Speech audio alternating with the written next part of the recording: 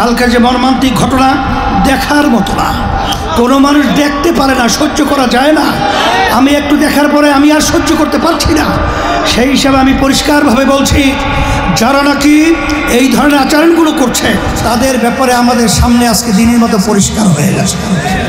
আছেন যারা আমরা দেশ প্রেমিক রয়েছি, আমরা আজকে একত্রিত হই আর ক্ষমতার প্রেমিকদেরকে বাংলার জমিন থেকে উৎখাত করে বঙ্গোপসাগরের মধ্যে নিক্ষেপ করে চিরতরে বাংলার জমিনকে আমরা পুরস্কৃত করব।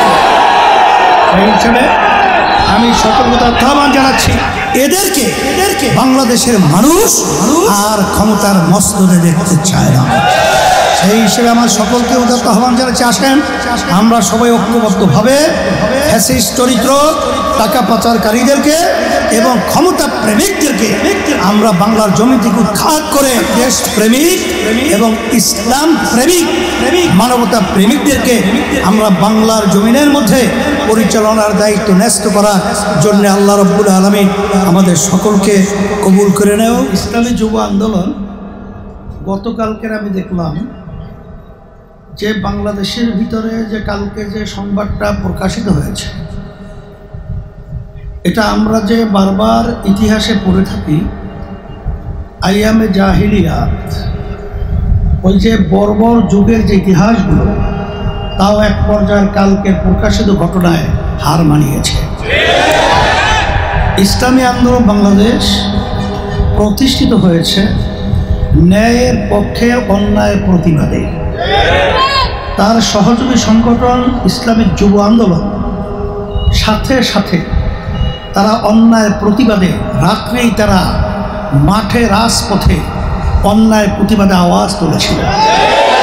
এই জন্য তোমাদেরকে আমি অসংখ্য ধন্যবাদ জানাচ্ছি। আল্লাহ তোমাদেরকে যাদের খায়ের দান করুন।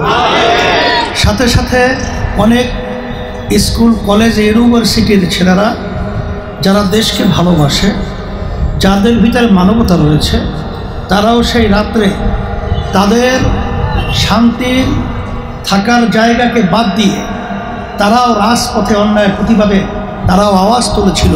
ওদেরকে আমরা ধন্যবাদ জানাচ্ছি। সাথে সাথে যারা এর প্রতিবাদে কথা বলেছে সকলকে আমরা ধন্যবাদ জানাই, কারণ এই দেশটা আমার। এই দেশের মধ্যে কেউ দৃষ্টি পড়বে দিল্লিতে, ছাতি ধরবে বাংলাদেশে, এটা আমাদের দেশের যারা জন্মগ্রহণ করেছি এটা কখনই আমরা দেখতে চাই না, হতে দেব না।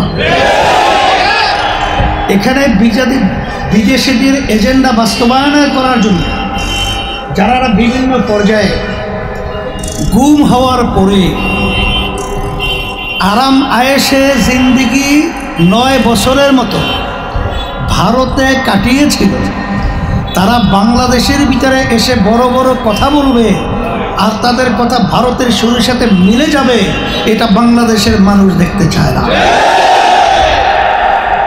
আমরা পরিষ্কারভাবে বলছি, 53 বছর পর্যন্ত যারা দেশ পরিচালনা করেছিল তাদের ইতিহাস আমাদের সামনে দিনের মতো পরিষ্কার।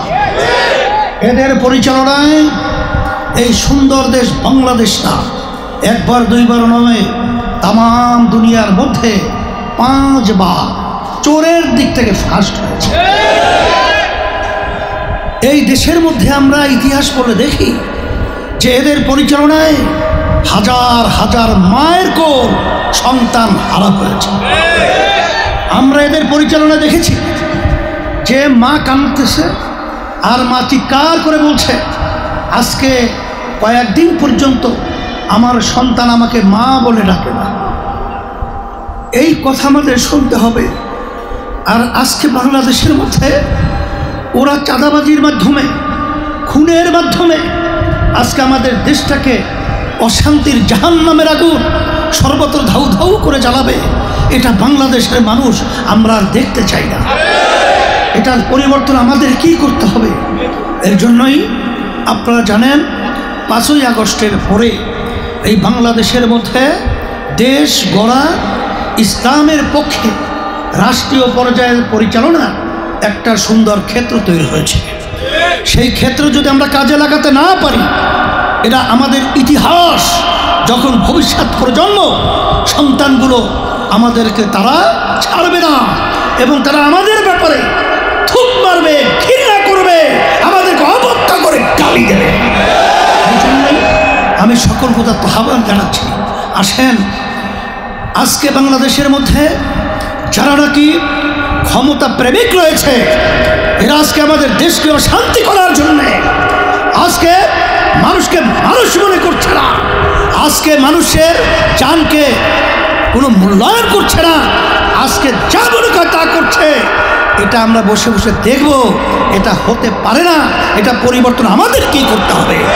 সেই দিক থেকেই আমি পরিষ্কারভাবে বলেছি, আছেন যারা আমরা দেশ প্রেমিক রয়েছি, আমরা আজকে একত্রিত হই আর ক্ষমতার প্রেমিকদেরকে বাংলার জমিন থেকে উৎখাত করে বঙ্গোপসাগরের মধ্যে নিক্ষেপ করে চিরতরে বাংলার জমিনকে আমরা পুরস্কৃত করব। সেই হিসেবে আমি সতর্কতার আহ্বান জানাচ্ছি। আপনারা জানেন যে বর্তমানে যে নির্বাচন পদ্ধতি রয়েছে, এই নির্বাচন পদ্ধতির মাধ্যমে ফ্যাসিজম তৈরি হয়, খুনি তৈরি হয়, টাকা পাচারকারী তৈরি হয়। এই মসনদকে আমাদের ভাঙতে হবে। এর জন্য পিআর পদ্ধতির নির্বাচনের মাধ্যমে এই বাতিল শক্তিগুলো, চাঁদাবাজগুলা, তারা এককভাবে দেশ পরিচালনার শক্তি অর্জন করতে পারবে না।